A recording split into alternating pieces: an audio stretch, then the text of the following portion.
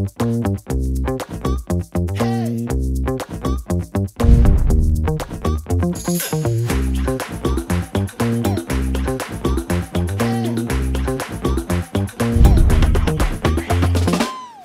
Léa.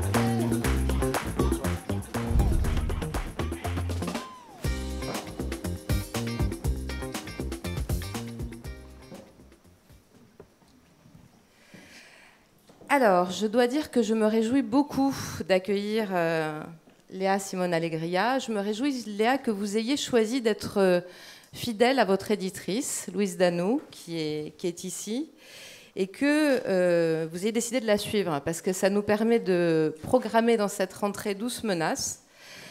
Vous avez publié 2 livres auparavant, Loin du corps, au Seuil, en 2017, et Le Grand Art chez Flammarion en 2020. Vous êtes historienne de l'art, vous êtes artiste vous-même et romancière, on le voit ici. La question du vrai et du faux, la question de l'identification d'une œuvre d'art était déjà présente dans votre précédent roman. Là, cette fois, vous poussez les feux au maximum, c'est-à-dire que cette question-là est le fil rouge du roman, la question du vrai et du faux en art qui, je dirais, s'inscrit en parallèle avec peut-être la question du vrai et du faux en amour. Et je vais tout de suite commencer par une question que j'avais réellement envie de vous poser. Qu'est-ce qui vous obsède tellement, Léa Simone Allegria, dans cette question de l'identification d'une œuvre d'art ? Bonjour tout le monde déjà. Je dirais que c'est pas tant l'identification d'une œuvre d'art qui m'intéresse et qui m'obsède, même si ça a quelque chose évidemment de fascinant. Par exemple, si on s'imagine qu'on est au fin fond de la campagne romaine, dans une vieille grange, et qu'on a derrière nous, dans un réfectoire, une fresque que plus personne ne regarde, un peu pourrie, devant laquelle on s'assoit et on dîne pendant 20 ans et on n'y fait pas du tout attention, et qu'un jour un type passe par là et qui dit j'ai la preuve irréfutable que Caravage, il y a 400 ans, est venu et y a mis un coup de peinture. Tout à coup, la grange devient un musée, on brasse des millions et ça devient un des centres du monde de l'art. Et ça, c'est effectivement fascinant pour moi. Mais c'est pas ça, précisément, qui me rend un peu dingue et qui me donne envie d'écrire. C'est plutôt retrouver l'instant précis, exact, où un peintre se pose devant son chevalet et se met à peindre. Et peu importe, en fait, pour moi, qui est le peintre et si c'est le maître ou pas le maître. Ici, en l'occurrence, c'est le Caravage. Peut-être. On ne sait pas. On ne sait pas. On ne sait pas. Et justement, je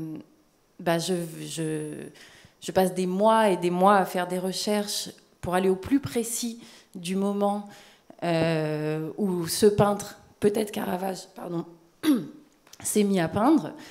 Alors c'était un garçon, on sait, qui a peint son autoportrait. Là, on parle du jeune Bacchus malade, qui est le personnage principal de mon livre. Il était certainement mourant, vu sa tête. Il avait un miroir dans la main, il avait des fruits dans l'autre main, et il a peint son portrait. Et c'est la question de pourquoi il a fait ça.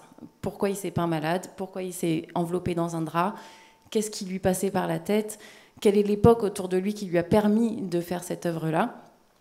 Et plus je m'approche au plus près de la vérité historique en amassant des indices, des détails, tout un tas un petit faisceau de preuves historiques, que je peux commencer à écrire et à imaginer pourquoi. Mais c'est plutôt l'incertitude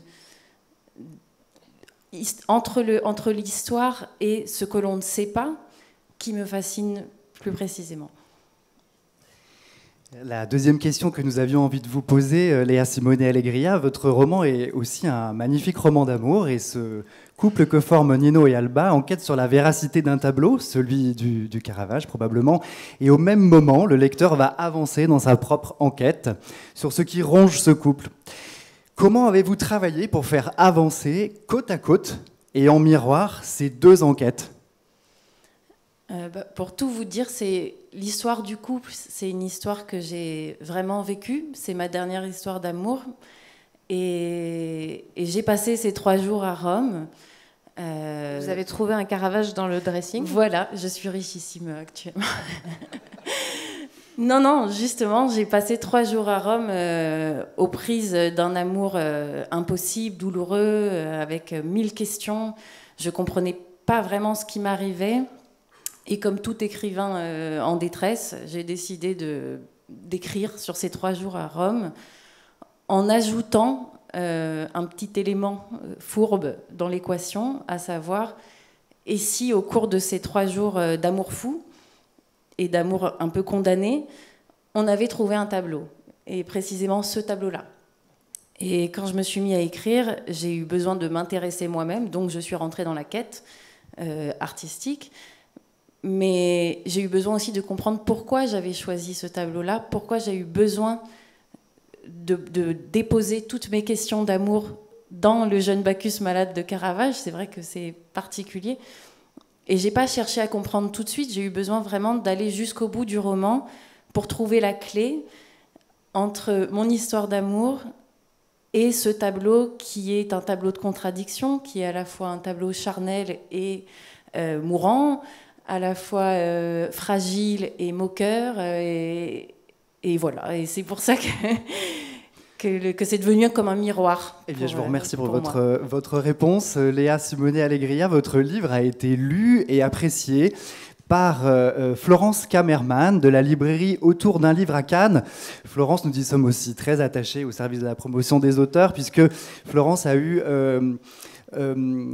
tout le pouvoir et en tout cas l'envie de faire, pendant le premier confinement en 2020, faire changer les choses pour que la librairie devienne commerce essentiel. Voilà, Florence, c'est à toi.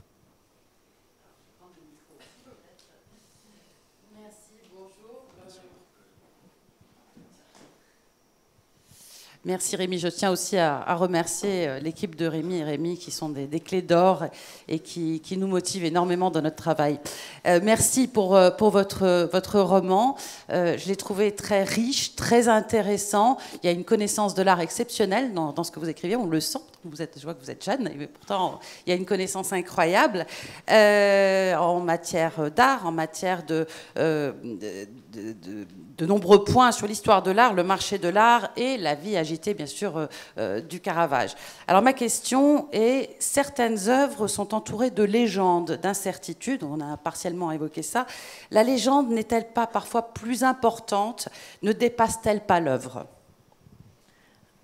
J'aime beaucoup cette question parce que c'est justement la question à laquelle j'avais tenté de répondre dans mon second roman, Le Grand Art. C'est la question de comment une œuvre se transforme en chef-d'œuvre. Comment on fait pour passer de juste un tableau à la Joconde. Et pour rester sur Caravage, si on prend La mort de la Vierge qui est au Louvre, pour avoir passé beaucoup de temps au Louvre, je peux vous dire qu'elle n'est jamais regardée, cette mort de la Vierge, alors que pourtant, elle est vraiment majestueuse. Et quand je passe devant avec des proches et que je fais un peu la visite, je les arrête et puis ils regardent un peu comme des gens un peu blasés qui, oui, reconnaissent que c'est un chef-d'œuvre, mais bon, ils sont un peu en dehors. Et là, je commence à raconter cette histoire de la mort de la Vierge en disant « Mais tu te rends pas compte ? Elle a échappé aux flammes du bûcher parce que les moines du Trastevere voulaient la supprimer, parce que Caravage avait ressorti une prostituée qui s'était noyée dans le Tibre pour en faire le modèle de la Vierge, et c'est pour ça qu'elle a un ventre si gonflé. Donc c'est une femme morte qu'il a mis sur la table, et à l'époque c'est choquant, donc tout le monde a voulu la brûler.